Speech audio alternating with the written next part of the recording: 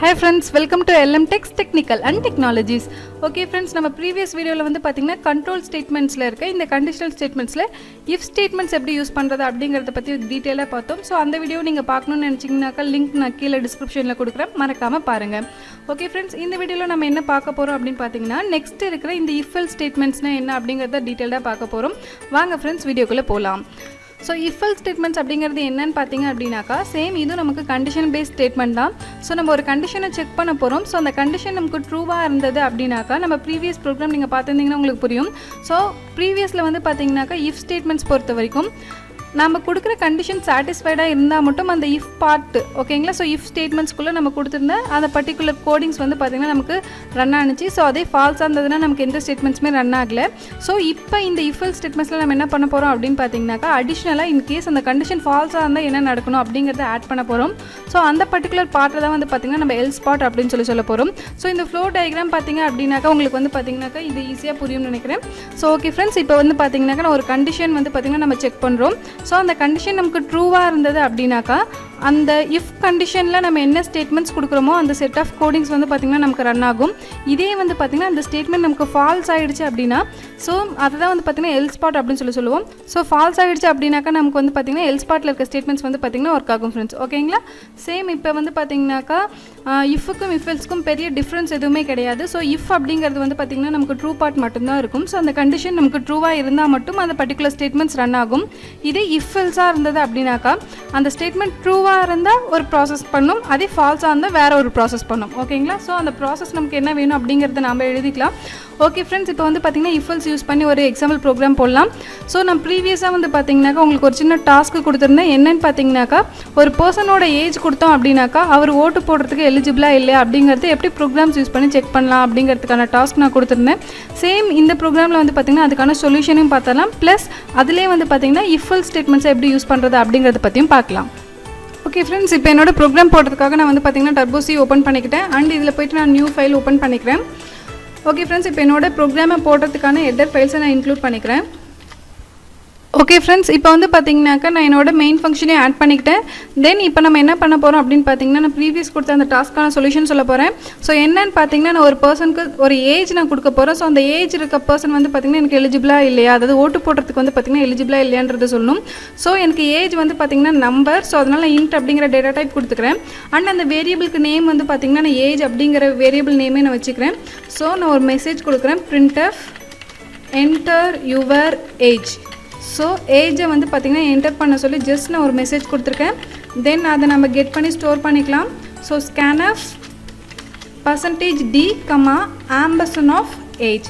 So நான் வந்து பார்த்திங்கன்னா ஏஜை கெட் பண்ணி ஸ்டோர் பண்ணிட்டேன். தென் இப்போ இதை வந்து பார்த்திங்கன்னா நான் இஃப் ஸ்டேட்மெண்ட்டில் ரன் பண்ண போகிறேன். ஸோ இஃப் அப்படின்னு பொறுத்த வரைக்கும் வந்து பார்த்திங்கன்னா நமக்கு வந்து ஒன்லி ட்ரூ பார்ட். ஸோ இந்த கண்டிஷனில் எனக்கு ஒரு பர்சன் வந்து பார்த்திங்கன்னா எப்போ ஓட்டு போடலாம் அப்படின்னு பார்த்திங்கன்னா அவங்க 18 இயர்ஸ் கம்ப்ளீட் பண்ணியிருந்தால் மட்டும்தான் வந்து பார்த்திங்கன்னா ஓட்டு போட முடியும் இல்லைங்களா.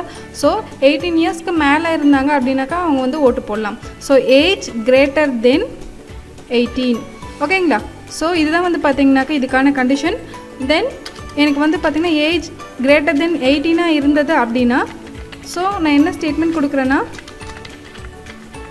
எலிஜிபிள் ஃபார் ஓட், ஜஸ்ட் இந்த நான் மெசேஜ் கொடுத்துக்கிறேன். ஸோ இப்போ என்னோடய ப்ரோக்ராம் நான் ரன் பண்ணுறேன். ஸோ ரன் பண்ணும்போது வந்து பார்த்திங்கனாக்கா என்டர் யுவர் ஏஜ் அப்படிங்கிற மெசேஜ் வந்திருக்கு. ஸோ நான் இப்போ வந்து பார்த்திங்கனாக்கா 21 அப்படிங்கிறது கொடுக்குறேன். ஸோ எனக்கு வந்து பார்த்திங்கனாக்கா 21 அப்படிங்கிறது வந்து eligible. So eligible for vote அப்படிங்கிற மெசேஜ் வருது. இதே நான் கம்மியாக கொடுத்தேன் அப்படின்னா வந்து பார்த்திங்கன்னா எனக்கு எந்த ஒரு ஸ்டேட்மெண்ட்ஸுமே ரன் ஆகாது ஃப்ரெண்ட்ஸ், ஓகேங்களா. ஸோ இதை தான் வந்து பார்த்திங்கன்னா நம்ம இஃப் ஸ்டேட்மெண்ட் அப்படிங்கிறது சொல்கிறோம். சேம் இப்போ இதுவே இஃப் எல்ஸ் அப்படின்னா என்னென்னு பார்த்திங்கன்னா ஸோ 18 ஏஜ் வந்து பார்த்திங்கன்னா அவங்க கம்ப்ளீட் பண்ணலை அப்படின்னாக்கா அவங்க வந்து நாட் எலிஜிபிள் அப்படிங்கிற மெசேஜும் எனக்கு வேணும். அதாவது இந்த கண்டிஷன் ட்ரூவாக இருக்கும் போது ஸோ எனக்கு இந்த மெசேஜ் பிரிண்ட் ஆகணும். சேம் இதுவே அவங்க 18 ஏஜாக இல்லைன்னா ஸோ இல்லைங்கிறத வந்து பார்த்திங்கன்னா நம்ம எல்ஸ் அப்படின்னு சொல்கிறோம். ஸோ இந்த எல்ஸ் பார்ட்டில் வந்து பார்த்திங்கன்னா நீங்கள் என்ன பண்ணிக்கலாம்னா நாட் எலிஜிபிள் அப்படிங்கிற மெசேஜ் வந்து பார்த்திங்கன்னா நீங்கள் கொடுத்துக்கலாம், not eligible for vote. Okay friends, இப்போ இந்த ஸ்டேட்மெண்ட் எப்படி ரன் ஆகும் அப்படின்னு பார்த்தீங்கன்னா, ஸோ ஃபஸ்ட் வந்து பார்த்தீங்கன்னா இந்த கண்டிஷனை செக் பண்ணும். இந்த கண்டிஷன் ட்ரூவாக இருந்தது அப்படின்னா இந்த இஃப்குள்ளே இருக்கிற இந்த பர்டிகுலர் பார்ட்ஸ் நமக்கு ரன் ஆகும். சேம் இப்போ இதுவே வந்து ஃபால்ஸ் ஆகிடுச்சு அப்படின்னா இந்த இஃப் ஸ்டேட்மெண்ட் ரன் ஆகாமல் டேரெக்டாக வந்து பார்த்தீங்கன்னா எல்ஸ் பார்ட்டுக்கு ஜம்ப் ஆகிடும். ஓகேங்களா? ஸோ இந்த எல் ஸ்டேட்மெண்ட்டில் இருக்க இந்த ப்ராசஸ் நமக்கு ரன் ஆகும். ஸோ இப்போ நான் ப்ரோக்ராம் ரன் பண்ணுற பாருங்கள். ஸோ ஃபஸ்ட் வந்து பார்த்தீங்கன்னாக்கா 19 கொடுக்குறேன். ஸோ எனக்கு வந்து பார்த்தீங்கன்னாக்கா eligible, so eligible for vote அப்படிங்கிற மெசேஜ் வந்திருக்கு. சேம் இப்போ இதுவே வந்து பார்த்தீங்கன்னா நான் கம்மியாக கொடுத்தேன் அப்படின்னாக்கா நாட் எலிஜிபிள் ஃபார் ஓட். ஓகேங்களா? இதுதான் வந்து பார்த்தீங்கன்னா நம்ம ifelse ஸ்டேட்மெண்ட் சொல்கிறோம்.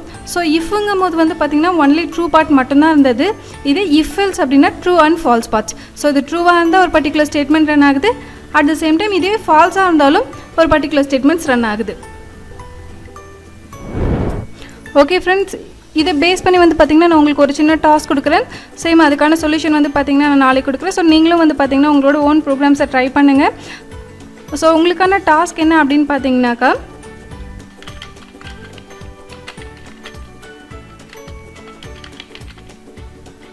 Which is the greatest of given 2 numbers. ஓகேங்களா? ஸோ நான் வந்து பார்த்திங்கன்னா 2 நம்பர் கொடுக்க போகிறேன். ஸோ அந்த 2 நம்பரில் வந்து பார்த்திங்கன்னா எது கிரேட்டஸ்ட் நம்பர் அப்படிங்கிறத வந்து பார்த்திங்கன்னா நீங்கள் கண்டுபிடிச்சி சொல்லணும். ஸோ அதுக்கான ப்ரோக்ராம் வந்து பார்த்திங்கன்னா நீங்களும் ஓனாக ட்ரை பண்ணுங்கள். அண்ட் இதுக்கான சொல்யூஷன் நான் நெக்ஸ்ட் வீடியோவில் கொடுக்குறேன். ஓகே ஃப்ரெண்ட்ஸ், இந்த வீடியோ பிடிச்சிருந்தது அப்படின்னா மறக்காமல் லைக் பண்ணுங்கள், உங்கள் ஃப்ரெண்ட்ஸ்க்கும் ஷேர் பண்ணுங்கள். அண்ட் நம்ம சேனலில் போடுற எல்லா வீடியோஸும் உங்களுக்கு தொடர்ந்து வரணும் அப்படின்னு நம்ம சேனலை மறக்காமல் சப்ஸ்கிரைப் பண்ணிக்கோங்க. Thank you friends.